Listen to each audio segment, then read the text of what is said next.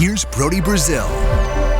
You know, this just continues a pretty disturbing trend, which seems to be going quickly right now through Major League Baseball and the National Hockey League, that teams, for whatever reason, aren't doing well. The success isn't there as a business, and because of it, they're considering other options or drastic changes, including relocation. And the newest name on the table are the Winnipeg Jets. This was an article from a couple days ago written by Chris Johnston, which, by the way, tremendous reporting here. I love the fact that he was able to open up the franchise so much and get so many direct quotes. I'll link to it down below. I highly encourage you check out the entire article, which I will be summarizing here, but there are so many more details and pieces that you'll need to see and read for yourself. So go check that out. It's in The Athletic. But the headline says, Winnipeg Jets ownership sounds the alarm on attendance. Quote, not going to work over the long haul.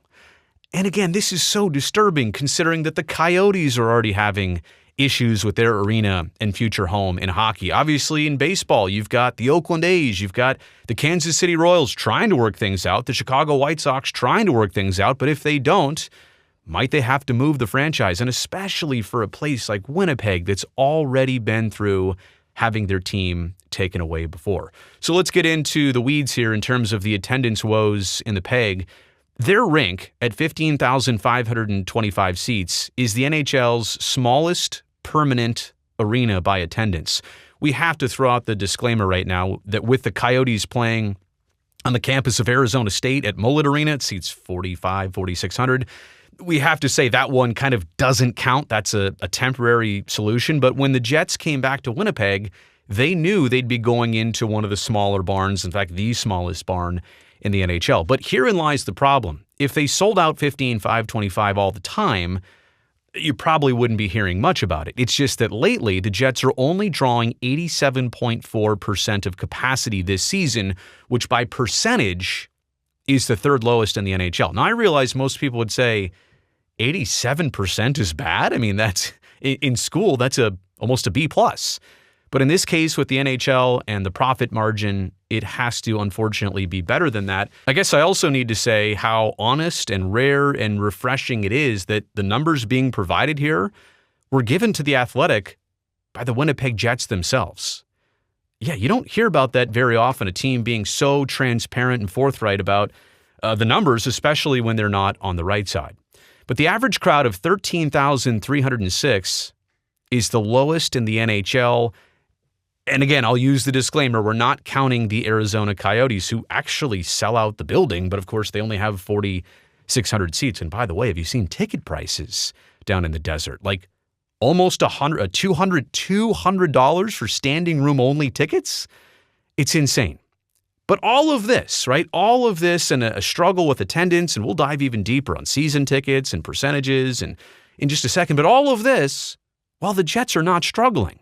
It would be one thing if you told me the Jets were right now the third worst team in the Western Conference standings. Okay, there's the bandwagon effect. People will come, they'll surge when the team is doing well, and maybe they won't support as much when they're struggling. This is a playoff-bound Jets team, third best record in the West.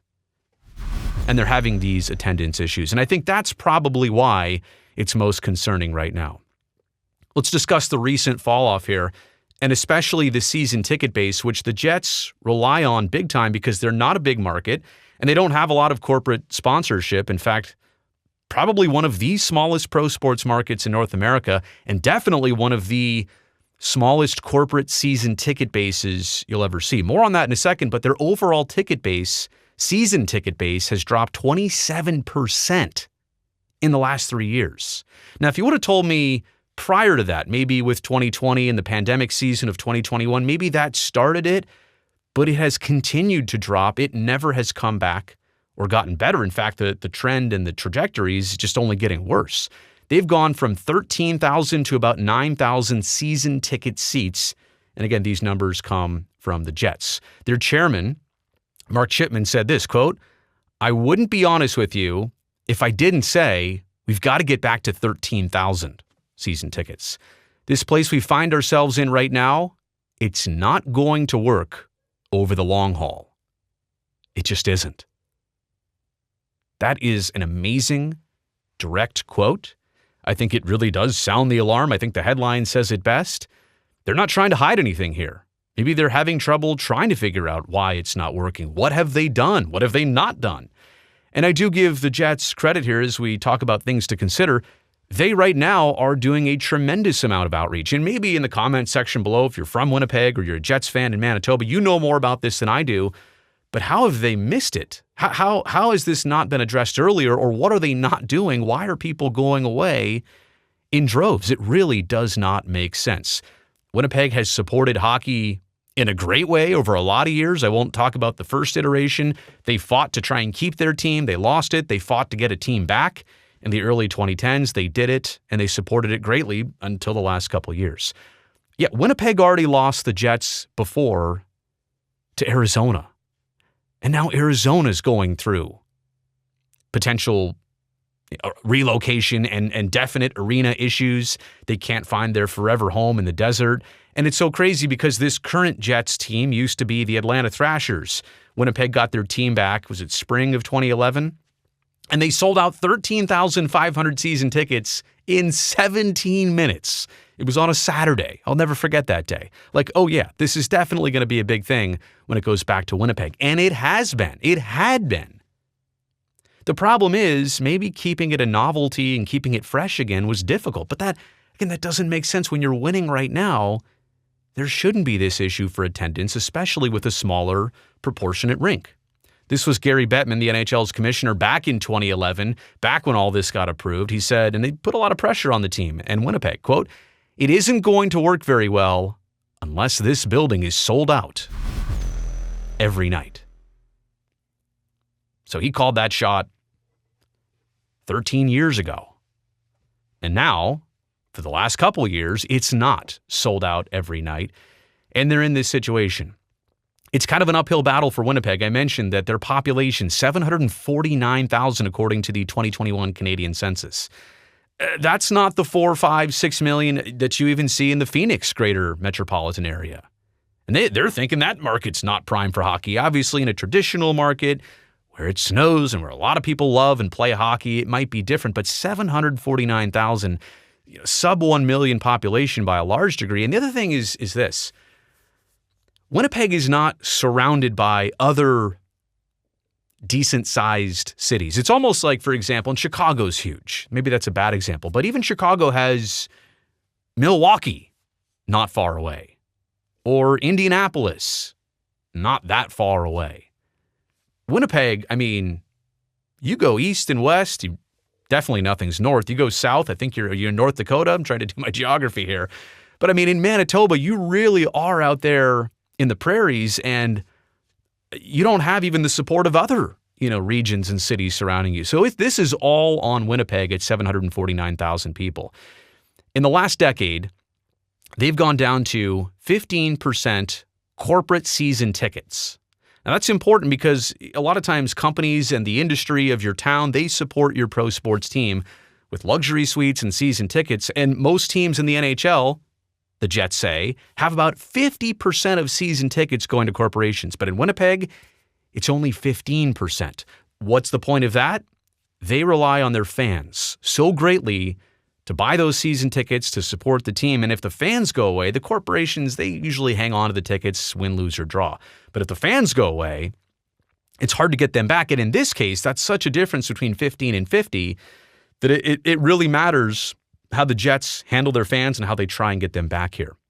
Now, on that note, I mentioned the Jets are winning, and they also claim that they have the second cheapest ticket prices in Canada, which, by the way, I was just doing a purchase and doing the exchange rate lately. The Canadian dollar is struggling compared to the U.S. dollar. That's a separate video. But it's interesting right now that the Jets are saying they have the second cheapest prices in Canada, which is important. And they're also one of the top teams in the West. And all of this leads to not selling out the barn on an every night basis. And yes, it cannot be stated enough. The emotional toll of losing their team in the mid-90s already, it sits in the back of their head. They have been scarred and damaged already. And now what? A decade plus of having the Jets again. The thought of even entertaining this conversation again must be sickening. And the league is noticing, right? I've mentioned here that this is the Jets calling this out in the piece with Chris Johnson and The Athletic. I cannot praise this piece enough. This is so compelling. I had to make this video. But in terms of the Jets chairman, going back to Mr. Chipman, he said the league, quote, they pay attention. They see the numbers. They see where the league's at and where we're at. And we're an outlier right now. So rightfully, they want to know, what are you doing? What's going on? What happened? And what are you doing about it? And I don't even know if the Jets have the answers to all of those questions, but something is going to have to be put forward in the near future to figure all this out. So let me get to my takeaways. There's a lot here, 5 different things, and I've already gone about 10 minutes. So I want to try and make this concise and smart and simple to understand. Winnipeg's size and geography have always made it the instant underdog. Even when the NHL went back up there, they knew. Smaller market, small arena, but they're so passionate, they're so rabid for this that they'll probably do well. But the expectation of sellout or bust, when Bettman said that in 2011, but then it was easy to believe, right? Okay, they will pack this place. It's never a problem. But every team goes through ebbs and flows on the ice or even off the ice as a business and attendance and everything else. To say that you need to sell out your building every single season or else it's not going to be a success, that's a difficult, I'm going to say near impossible standard to meet. Side note, let me just say, with the Oakland A's proposal in relocating Major League Baseball to Las Vegas, they have a similar scenario. To pay off some of the bonds by the county down there in Southern Nevada, they'll need to sell out, they say, estimated, every game for 30 straight years.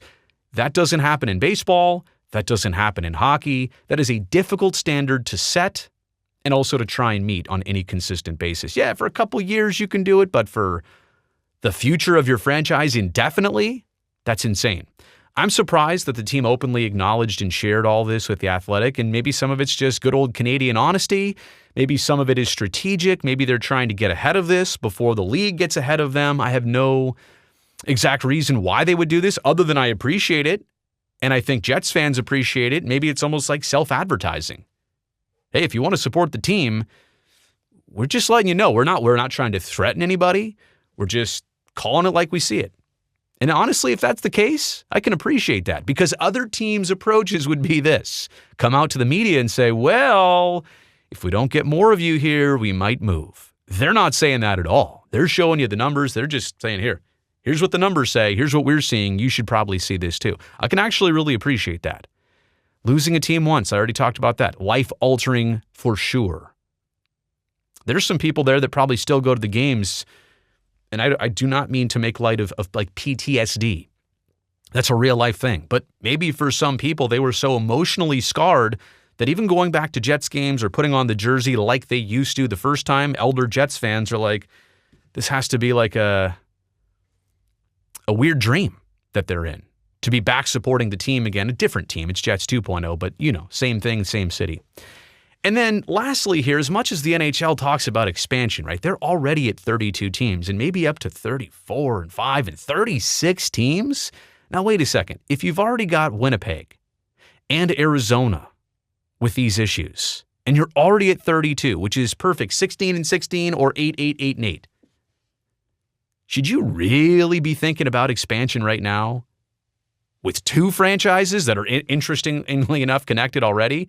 Should you really be thinking about spreading out the buffet even more when you don't have these 2 towns taken care of or at least stable or settled how you'd like?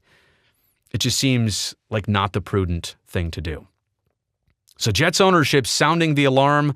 I know Commissioner Bettman is making a trip up to Winnipeg this week, maybe even by today when you're watching this video, to make some comments on this. So I'm very interested to see how this all unfolds. And I'm frustrated for Jets fans that this is even in the conversation, this is even in the headlines again, but hopefully they can get ahead of this and figure it out and just make things right. For whatever reason, they've been doing it before. They can probably do it again.